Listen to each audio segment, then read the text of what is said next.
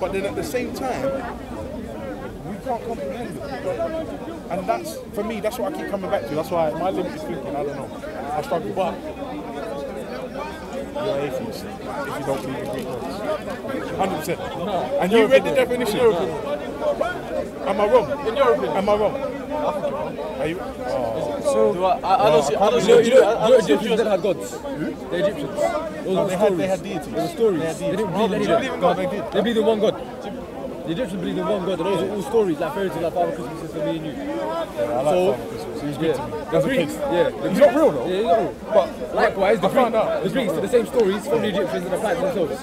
They probably had a monotheistic mindset, but had different stories. No, but the Kemet guy told me this. The ancient Egyptians never had a lot of gods. They had one God. But I'm not Kemet. Yeah, I'm not saying you are. But I'm saying they believe in one God anyway. So as far as we know, we can't call them atheists. Yeah, they're atheists. Yeah, but they one God or many gods. You're misunderstanding the definition of atheism. Remember, it's not about whether you're a Muslim or not. No, I have what you're saying. Atheism just means lack of belief in a God. That's it. It doesn't matter whose God it is, what God it is, how many gods it is, polytheist, monotheist, it doesn't matter. Based on what? The definition that your Muslim brother just lack read of, I don't know, when it's a lack of belief, because, for example, I don't believe in unicorns, right? Why? Now, I may have my reasons. Why? No, I may have my reasons. Yeah. So when an atheist doesn't believe in the creator, they must also have some reasons, right? Not necessarily. So you can disbelieve in something without any reasons. You would probably describe me as an atheist, right? Because the God's concept, I struggle with it. I'm being honest. Why do you struggle? Right. Well, I spoke to Ahmed, a Somalian brother. He's so hard. I love him. He said to me, I was explaining, my life is this, I've got a wife, we've got 2 kids, 1 on the way, blah, blah, blah. I work, we go on holiday, da, da, da, da, da, da, da. He said to me, Allah made it so. And I was like, okay. If that is the case, I'm just going to live it. If he's giving me this life, I'm going to live it. And then he's like, oh, but what about when you die? And I was like, well, I'll tell him thanks, you gave me a great life. And I'm being honest, I struggle with the God concept. And it's not. What of those concepts of God you find troubling or struggling? Yeah, no. What about the Islamic view about God being inconceivable? God is not inconceivable. Oh, that's new information for me. I didn't know that. When you say, okay, let me try. I think we need to understand what we mean. Yeah. When you say inconceivable, it means what? Cannot conceive of. Anything that you can think of is not. No, that is correct. The reason being, God is unlike the creation. So whatever you imagine is the creation and the information that you have about the creation. You can't imagine things which is beyond your reach of imagination. You can only imagine things which is you're able to, right? I don't have a problem with that. Yeah. My problem stems now is where you start applying attributes to the thing that you can't so let's go one point at a time. Anything that you can imagine is not God, is because whatever you can imagine is what you're able to imagine. God is unlike anything in the creation. Yeah? According to the Islamic view, I will agree with that. Of course. Yes, so according to this, of course, whatever concepts that you or image that you have, clearly it's not going to be of God. Agreed. But the fact that the Creator exists, who created this universe, He has. According to the Islamic view. Okay. Yes. So let's go from the very beginning then. No. Let's keep going where we were. Where we were was because good. hypothetically it's not any good. Yeah. We exist. Agreed. This universe that we can think exists. Agreed. We can see it exists. But I agree because it's demonstrable. Okay. So this universe, this cosmos around us. Yes, sir. What is your opinion? Has it always existed? I have absolutely no idea. Okay. And there's no way there are options. I'm limited in There are thinking. options. Either it always existed or it didn't. 2 options. There's 3 options. Which is? It could have been something else and it changed into something else. But that means it always existed in a different form. Yes. Either it's eternally existing or it is not eternal. Yes, sir. Okay. Yes, sir. Which one makes more rational sense to you and why? Always existed or just popped out of nothing. Yeah, if it doesn't always exist, it means it must have popped out from nothingness. Assalamu alaikum. How are you? Long time no see, brother. How are you? Fine. To be honest, both are just crazy. But why- and bear in mind, no, but why bear are in they mind, crazy? Bear in mind, I'm just regular old me. We are all I can't- regular I'm old me as regular well. old me, I don't So know. am I. I'm being Regular honest. old me. We are all regular I old. don't know. Okay. I don't know, but I understand why you would say which one makes more rational sense. The truth is, from my standpoint, I don't know. Okay. I'm like, for me, Should like, we but always examine- existed, no, wait, always existed blows my mind, Of course. right? But also, to spontaneously exist equally blows my mind. Okay. So out of these two options, yes, sir. I would say, because it's demonstrable again, that always existing is a more rational than not always existing. Okay? But again, Why? No, why? we'll have questions. I'll tell you why. Tell me why. Tell me I'll tell you why. why. I need to learn. I wouldn't say the universe always existing. I would say something must always exist rather than being nothing at is one that point. thing? Okay. What is that thing is something that we can discuss later. Okay. But we need to know whether something always existed or something always didn't exist. If something always didn't exist, it means at one point this thing that we talk about didn't exist at all. So there was nothingness. Can nothingness, which has absolutely nothing in it, qualities-wise, attributes-wise, bring about something? The answer is no. So this universe,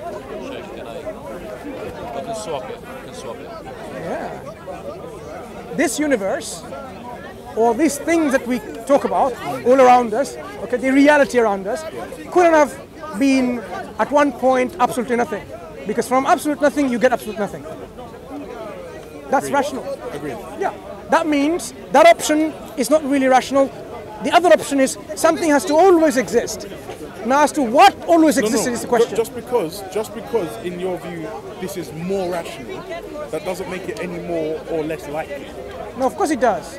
Because if the moment you say, rationale doesn't- okay, let me tell you why. Okay. The moment you say there's a possibility something can come out of nothingness. No, to be honest, we agreed. No. So if something But doesn't at the come out of same time- nothingness, But at the same time, I said from the premise, both ideas blow my mind. yeah, it's a mind-blowing concept. Yeah. But still, we can examine them, critique them, and see which one makes sense. Okay. The one that says Nothing from nothing. nothing from nothing, we know nothing from No, sorry, nothing. something from nothing. Nothing. That doesn't make sense. I struggle with that. When you start struggling, it doesn't make sense. No, I struggle with that concept. I would say it doesn't make any sense because if it's nothing, you cannot get something out of this nothing. I'll be honest. What are you struggling And today, again? for what we know today, I understand why you're saying that. However, knowledge progresses. Okay, look. Things may change. No, I understand what you're saying. No. and Even I if don't we have give, a- even if you give 1 billion years in the future of knowledge, nothing still will be nothing. That's what we mean by nothing. Nothing. No, we don't know that. That's not an absolute No. fact. We want to now tell you and define what nothing is. Okay. That's important. Have you heard of Professor Lawrence Krauss? Yes, sir. Right. Yes, He sir. unfortunately has been deceiving a lot of people by saying the universe came from nothing, while his nothing is not nothing. His nothing is made up of So something. his nothing has attributes. His nothing and is therefore it something. not nothing. He says that in his book, in his lectures. His nothing is something. Okay? So he's playing a very deceptive game here, right? So we know if something, when we say nothing means it has no energy, no quanta, it has no quarks, no gluons, no bosons, no Higgs, whatever you call it. Nothing, no gravity, no fluctuation, no space, no matter. It is basically absolutely nothing. That nothing cannot make something like energy, or space, or matter, or quanta, or waves. It cannot do that. So if at one point there was absolute nothingness, there will be absolute nothingness. But the fact that something exists means there wasn't absolute nothingness at one point. Cannot be. There has to be always something. Something has to be all. Yes, I understand. It's difficult why you to yeah. accept it, but it's true. No. It's not as difficult to accept. I just need a minute. Hang on a second. Take your time. Right, I will. Right, I understand why you're saying that. But equally, as I said to you, I struggle with the always has been. Because who then created the thing that was always been? And the problem with that premise is you get infinite regression. No, there's a solution to that. No, there isn't. will- Unless I you will- say uncaused cause. Exactly. No, but that's the same thing as nothing from nothing. No, it's not. Uncaused cause. It's not. Is it- I'll tell you. Explain. Remember, Explain your position. In my limited thinking, uncaused cause and something from nothing are equally as absurd. No. When we say nothing has no energy, No, you've explained that. no. But for me, this both is. premises are just. Wait, bro. Let's really examine it properly, Yeah, right? go on. All right, let's do it. Let's go back to this nothing concept again, which you agree with. There's no point, but I want to illustrate the point then. Something means something is energy, okay, or matter, or waves, or what, something. Nothing is absence of all of that. So, if somebody postulates that something can come from nothing, that's absurd, irrational. Agreed. Right. That means, as a rational human being, which you are and I am, we have to reject this concept that something can come from nothing. I agree that premise is absurd. We have to reject it. I agree. Rationally. No. Why not? Personally, I don't. Why not? I'm just an oddball. Let me tell you why. There are cereals, breakfast cereals, that I don't like. I buy them. That's just me. Yeah. But just because something is just absurd, I don't just reject it outright. I know it's there, I put it to the side, but I won't reject it outright. Do you believe in the principle of non-contradiction? I don't know what that is. Okay. Can something, say, be or not be at the same time? Can something exist or not exist at the same time? According to science, yes. Like, give me an example. Yes. Give an example. There is no such thing. Science operates on the principle of non-contradiction. No, there's a state of being and non-being at the same time. I think it's. No, you're talking about the Schrodinger's cat experiment. Yes. No. That's not about this. I'm talking about existence. As an example. Can, for example, you have something exist and not exist at the same time? The answer is no. You either exist or you don't exist. You can't be both. Our observation affects the life when we say about the cat, whether it's dead or alive. It's an effect of our observation. But when we say, can something be and not be, can something exist and not exist at the same time, you can't have either one. Can you have a married bachelor? Conceptually, no, impossible. If you're married, you're not a bachelor. If you're a bachelor, you're not married. It's impossible. This is fundamentally yes, but you can be married and behave like a bachelor. No, that's something different. You're not using semantics. We're talking about in reality. When we talk about someone who's married, can they really be a bachelor in the sense of bachelor? Of course not. So this is what we're talking about, the principle of non-contradiction. So if we say there is something and nothing, can something come from nothingness? We know that you cannot have that. Okay, it's either or. Either you can or you cannot. I understand what you're saying. Yeah. So it's not about absurdity, it's about violating the very rational concept that we operate in our discussion. We use language. Yes. Language, logic is part of our language. So is our rationality, the concept that we have. Agreed. If we don't stick to those principles in communication, then we might speak gibberish and believe in anything. Breaks down, Yeah? So when we speak in language using these rational concepts, we know for certain nothingness cannot make anything. We have to reject that concept. Anything that says something can count up nothingness, we have to say no, you're talking gibberish. That's a gibberish thing. Knowledge as we know it suggests that something cannot come from nothing. At any time, bro. Agreed. Anytime. No. In the future. We don't know. No. Once we define nothing. I will say and fully concede, as is, 100% correct. Even in the future, when we define nothing as nothing, absence of everything, that principle will remain. Because you cannot have that principle saying, oh, actually nothing is something, then you're actually redefining what nothing is. We've already defined nothing is the absence of everything. So it doesn't matter a million years later, that nothing is the absence of everything. I will say, I understand what you're saying. Things change. What? Changes. Okay, what of the knowledge of the nothing will change? I don't know. I'm not asserting that what you're saying is going to become incorrect in a million years. That's not what I'm saying.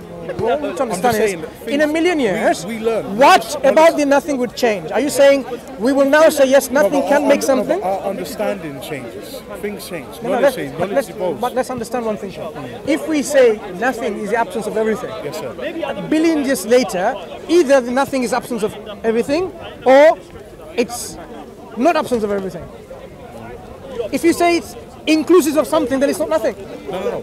I'm not suggesting that the criteria of nothing will change. That's not what I'm saying. Then you're saying absolute nothingness at one point in the future, without knowledge, can make something. As is, Can make something. we don't know. In the future, Yes, sir. if you flap your arms, you can grow wings, right? We don't know. It's possible. That's absurd. It's possible, right? But- you can become a potato in the future. If you say, I want to be a potato, I want to be a potato, and in the future, no. If I want to become a potato in the future, I say, I want to become a potato. Yeah. Maybe in the billions years later, I become a potato. It's possible, right? No. Why not? Because you'll be dead. No. I want to be a dead potato. No, you can't become a potato. Why do you say you cannot? The question of cannot is something that we need to understand.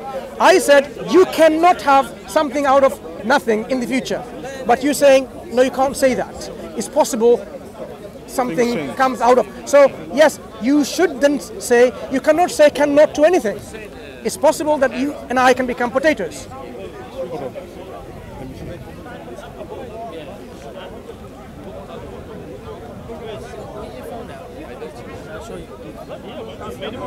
No, to me, it seems rational to say that our understanding of things will change as time goes on. For me, that seems rational. But to say you're going to turn into a potato on your own will in a million years is absurd for so many reasons. Is it possible? No, Why not? because you're dead. You're a human being. You can't change. Listen. Why can I not transform into a potato? You into a banana? Why not? So now you're saying you can't, even though your knowledge of the science of today is very limited. You need to be consistent. I understand. No, I agree with So that. if you are No, I agree with consistent, that. you get... My logic isn't consistent when you say can humans turn into bananas. I get that's where my logic breaks down, and I fully concede that. So we can become a potato and bananas? No. You cannot say no. You can say only no as far as our knowledge goes today, but in the future, we might do. I'll qualify it. As is, from what I know and understand today, you will never become a potato or a banana or anything other than a pile of bones. But it's in the future, it's possible. Who knows?